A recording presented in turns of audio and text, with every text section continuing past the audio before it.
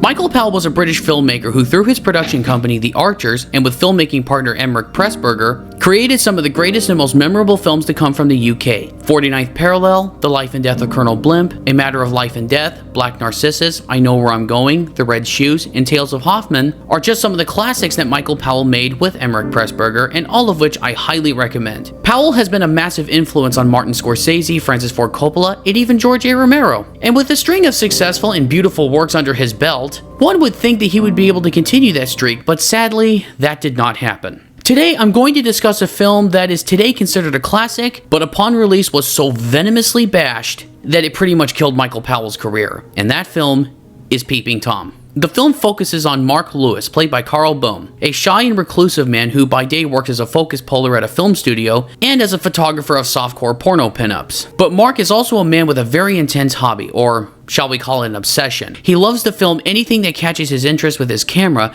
but more specifically, he is interested in capturing the look of fear on his victims' faces when they see their own deaths. Okay, just by that description I gave, you would say, no wonder it was venomously bashed. Well, it appears that was all the critics focused on upon release. It was released on August 7th, 1960, and to call the reception bad would be too generous. The Spectator called it the sickest and filthiest film, while the Daily Worker branded Peeping Tom appallingly masochistic and depraved, wholly evil. As for Tribune, their advice to the film's distributors was to shovel it up and flush it swiftly down the nearest sewer. It ended up costing Powell his career in England and had to go to Australia to find work. And when it was released in the United States in 1962, it failed to gain an audience and thus never got a proper release. Since that time, it became something of an underground or cult movie, if you will. Scorsese remembered how Peeping Tom had acquired an alluringly forbidden reputation, a film maudit, spoken about in whispers, which, when he was finally able to see it, did not disappoint. Then in 1978, Martin Scorsese, a friend of Michael Powell and champion of his work, was approached by Corinth Films for $5,000 to get it a wider release. He happily complied, and it played at the New York Film Festival, where it became a hit.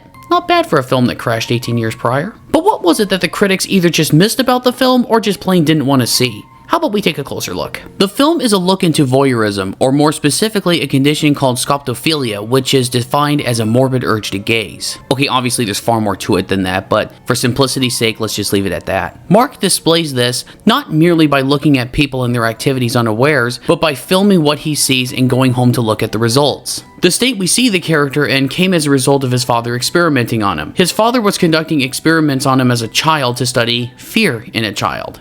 The father wanted a record of a growing child, so he wired Mark's entire home for sound and recorded him on sound and on camera at every possible opportunity. I never knew the whole of my childhood one moment's privacy.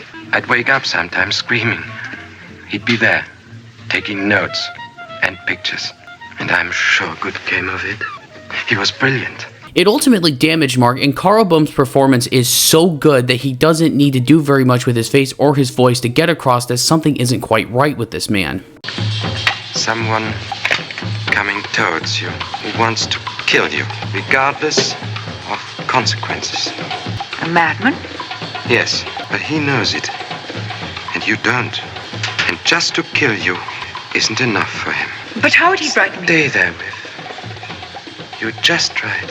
The experimentation took root in Mark, but it mutated into something terribly wrong, as he is, in a way, carrying on some form of his father's research, but it involves murder. Or at least it can be when he is looking for pure fear when his victims see their own deaths, but he'll even record aftermaths in police investigations, and more memorably, he filmed the reaction of the lead actress of the film he is working on finding the body of her stand-in, played by Moira Shearer, who was in Powell and Pressburger's Technicolor masterpieces Red Shoes and Tales of Hoffman, or even on occasion just people's faces, like this model here. One does kind of get the feeling when watching this character that he may not like what he does to get the results he wants, but the desire to look and document is so ingrained in him that he may not be able to help it. But despite the sordid activities he engages in, you strangely end up caring about him. He gets into a relationship with one of his tenants named Helen, played by Anna Massey. She becomes fascinated with Mark after Mark shows her one of his father's films of him as a child. Heck, he even wants to film her reactions watching the film. Between this growing relationship with Helen and his encounter with her mother, for a time it begins to grow in him that he does need help, but maybe he's too far gone in some ways. The programming is too ingrained in him. There are several instances that tell me this. First, before he goes on his first date with Helen, he warns her that he must not film her, especially now that he's gotten so close to her at that point. I wonder how this sees grown-ups.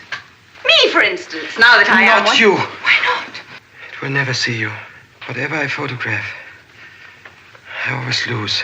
Second, when he's back at the studio working where he is wanting to hopefully find some help, he is showed a lurid photo and it gives him an idea to, shall we say, conduct an experiment on a model at his second job. It was as if in this instance his brain went back to the default position. And finally, when he is confronted by Helen over what he has been doing, he warns her not to let him see her face because... Be safe as long as I can't see you frightened. So stand in the shadows, please.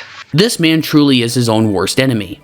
You do see what I'm getting at, right? Peeping Tom was released during a time when I guess critics or even some audiences didn't want to sympathize with someone like Mark, or see the gray areas in the subjects the film presents. But wait a second, Peeping Tom isn't really the first movie to do this sort of thing, as in finding sympathy for the killer. Fritz Lang's M from 1931 dealt with a child killer, played by Peter Lorre, who was captured by criminal gangs to be judged in a kangaroo court. You don't approve of what Lorre's Hans Beckert does, nor should you, or even the actions of Mark. But at the time, you feel strangely bad for Beckert being judged the way he is by other criminals, especially when he begs to be taken to the police.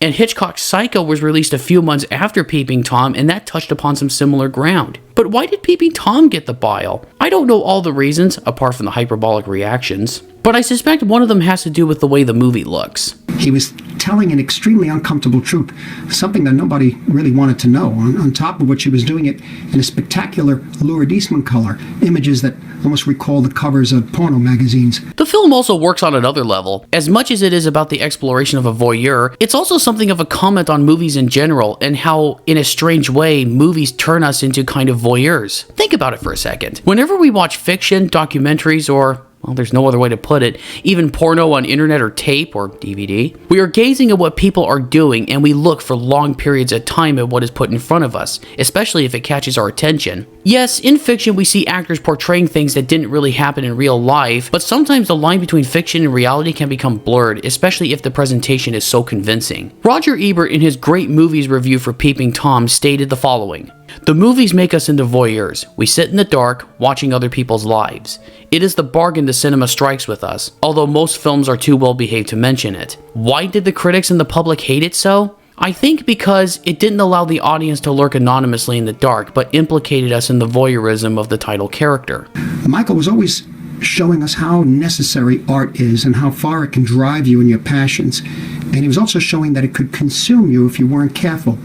In a sense, Peeping Tom was his last word on the matter. There's so much more to explore for anybody wanting to see this, and I don't want to ruin all of it for you. Peeping Tom really is a fascinating and genuinely creepy film that serious film lovers need to see at least once. From Carl Bum's understated yet frightening performance, moments of genuine suspense, and all from a smart script by Leo Marks and executed by Michael Powell, Peeping Tom earns my highest recommendation. While it may not be my favorite from Powell, the films he made with Pressburger such as Colonel Blimp, I Know Where I'm Going, and Tales of Hoffman claim that honor, but this is a must-see, even during the Halloween season.